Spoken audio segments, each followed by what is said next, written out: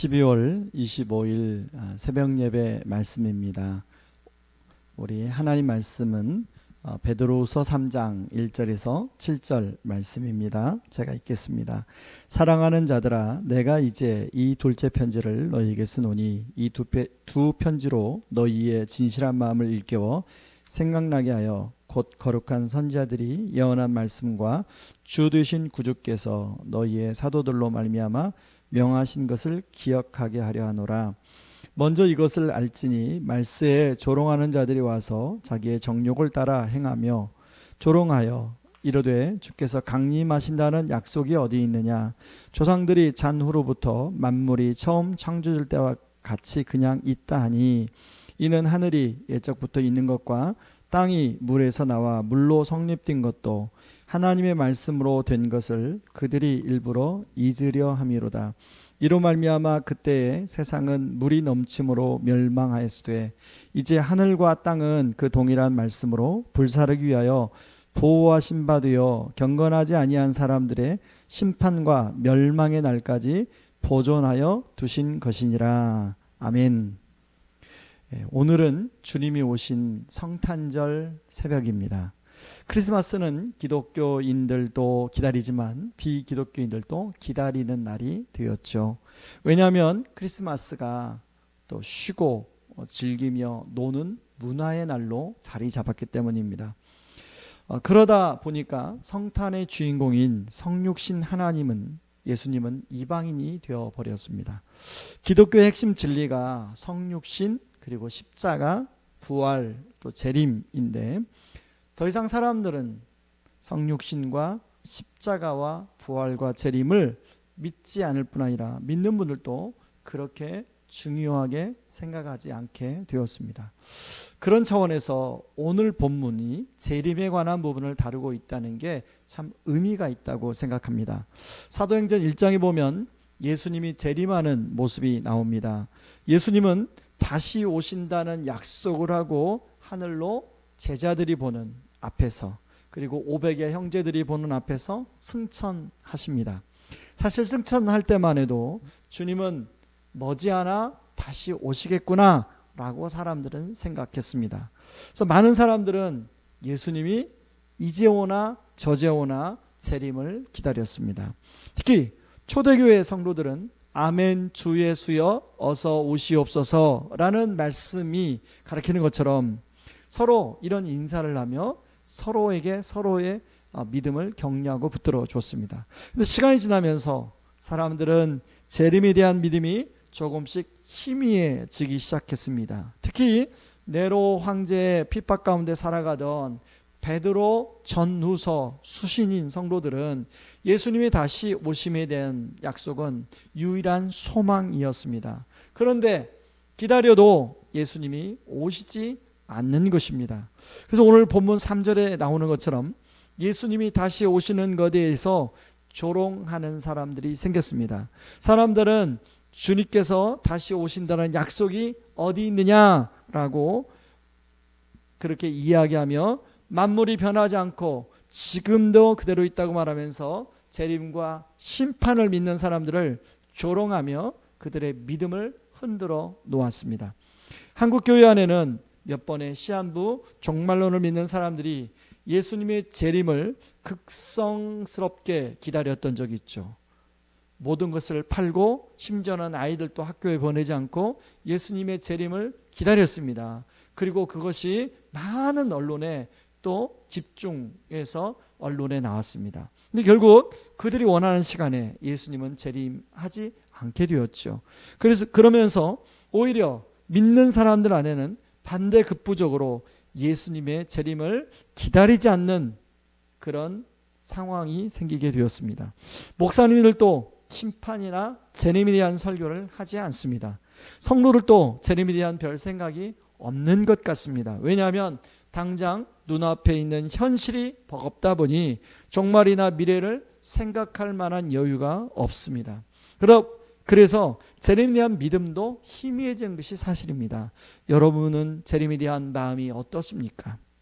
이런 면에서 오늘 본문은 베드로 당시 초대교회 성도들에게만 필요한 말씀이 아니라 오늘을 살아가는 우리들에게 필요한 말씀입니다.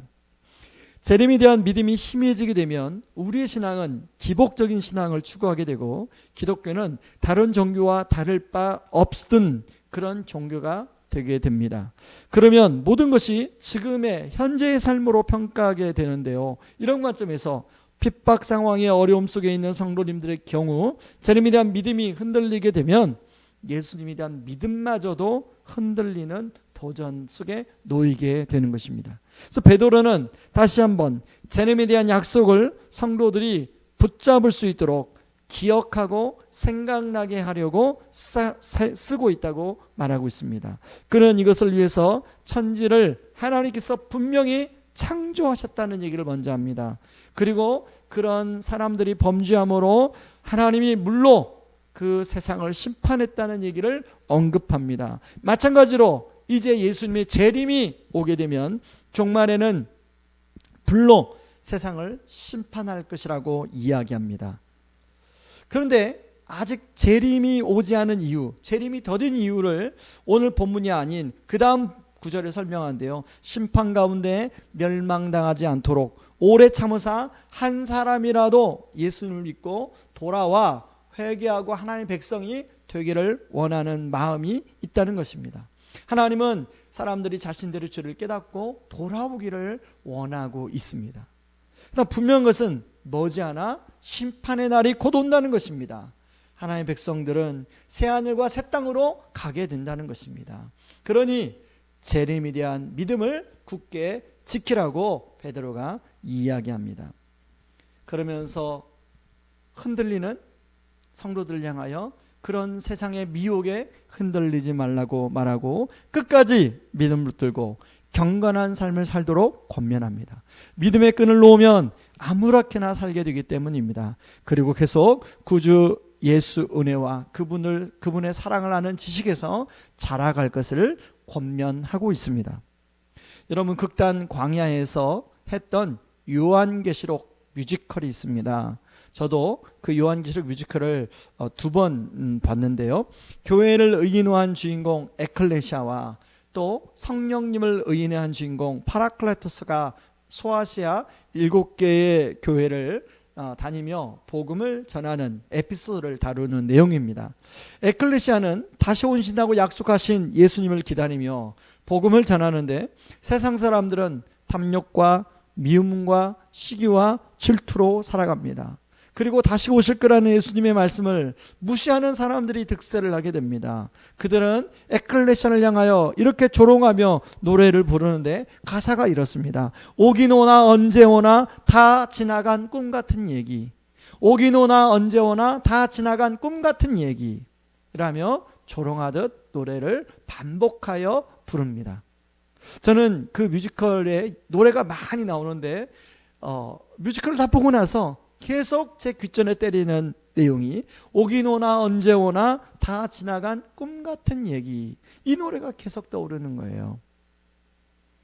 그 뮤지컬에 보면 에클레시아도 그들의 반복적인 노래에 미혹을 당하는 장면이 나옵니다. 그리고 의심하죠. 파라클라토스에게 이렇게 얘기합니다. 정말 파라, 진짜 주님이 오시는 거 맞아? 진짜 주님이 오시는 건 맞아? 여러분, 우리는 어떻습니까? 정신없이 이 세상에 살다 보니 특히 올해는 코로나로 더욱더 힘든 시간을 살다 보니 주님의 다시 오심에 대한 믿음이 희미해지지는 않으셨습니까? 세상 사람들의 그런 관점, 오긴 오나 언제 오나 다 지난 꿈 같은 동화 속 이야기로 여러분 들려지고 있지는 않은지요? 여러분, 그런 우리들을 향하여 베드로는 10절 13절에 이렇게 말합니다. 하지만 주님의 날은 도적같이 갑자기 올 것입니다. 하늘이 큰 소리를 내며 사라지고 하늘에 있는 모든 것들이 불에 의해 녹을 것입니다. 또한 땅과 땅에 있는 모든 것들도 불타 버릴 것입니다. 여러분은 그날이 오기를 손꼽아 기다려야 합니다. 그날에 하늘과 하늘에는 있는 모든 것이 불타 없어지겠지만 하나님께서는 우리에게 약속하셨습니다. 정의가 살아있는 새 하늘과 새 땅을 우리에게 주시겠다고 말입니다. 저와 여러분, 주님이 다시 오심에 대한 믿음을 더욱 굳게 붙들고 주님의 다시 오심을 사모하는 저와 여러분들 되기를 이 성탄 새벽에 그렇게 간절히 소망하며 주님의 이름으로 축원합니다. 같이 우리 기도하겠습니다. 오늘 말씀 붙들고 기도합니다. 주님이 성육신한 이 성탄의 새벽에 주님의 다시 오심을 하나님 묵상해 봅니다. 하나님, 내 안에 혹시 주님의 재림에 대한 믿음이 희미해지지는 않았는지요? 하나님, 제 안에 정말 주님의 다시 오심을 사모할 수 있도록 하나님 도와 주시옵소서 위에서 기도하고요. 여러분, 우리 안에 하나님 주님의 그 성육신과 그리고 주님의 그 십자가와 부활과 재림에 대한 믿음이 더욱더 깊어지고 예수님을 아는 지식에서 우리가 더 자라갈 수 있도록 도와 주시옵소서. 같이 한번 기도하며 나가겠습니다. 기도하겠습니다. 고마우신 하나님 아버지, 고맙고 감사합니다. 아버지는 오래전에 예수님이 승천하시면서 내가 다시 오시겠다고, 다시 오는 날 이 세상을 심판하며 특별히 나를 믿는 하나님의 자녀들은 새하늘과 새 땅으로 인도하겠다고 약속했는데 예수님이 오래 기다려도 다시 오지 않음으로 말미암아 정말 예수님에 대한 재림에 대한 믿음이 많은 사람들 안에 희미해져 있습니다. 하나님 아버지, 이 성탄의 새벽에 다시 한번 우리 안에 예수님의 다시 오심을 앙망하며 바라보며 소망할 수 있도록 하여 주심을 감사합니다. 예수님 어서 오시옵소서. 우리가 하나님 그날을 사모할 수 있도록 도와주시옵소서. 하나님, 정말 그 믿음 붙들고 우리가 이 땅에서 주님의 성육신과 그리고 십자가와 부활과 재림에 대한 믿음을 가지고 하나님 살아갈 수 있도록 도와주시고 흔들리지 않으며 하나님 더욱더 주님을 사랑하며 살아가는 저희들 되게 하여 주시옵소서. 예수님의 이름으로 기도합나이다.